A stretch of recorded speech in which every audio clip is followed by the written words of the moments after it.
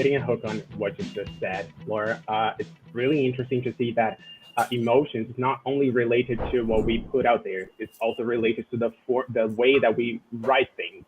The copywriting is like crucial on creating emotion. I have this story back in 2015 here at Raw Content. We had this customer from the financial service industry, and they were very criterious about what we put out there as content for them.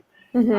And every time I handed their tag, their blog post, the guy was like, "Oh no, this is so trivial. The words are not like our from our persona." And I was like, "No, this is what they want to hear. Trust me." And they were no, no, no.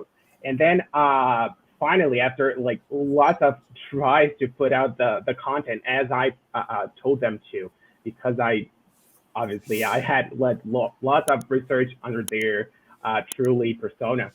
And the first blog post went there, and we had this immediate comment from a person like, "Oh, I've never read such a clarifying content in my life about this. I was really needing to understand better about this subject, and thank God I found your post, and now I'm becoming a client."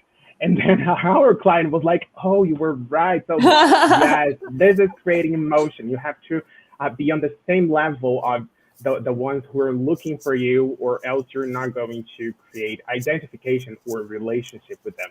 I totally agree. I think like, and this is something we're going to get into as well. And having that buyer persona, I think is like the way that you create that emotional connection is because like your buyer persona for a finance customer who works in that industry versus somebody who works in technology could be completely different. And you could you could cater the emotions differently to those two types of customers. Like it could be completely different. So I think we will talk about that in a second, but I think that it's definitely a key part of it.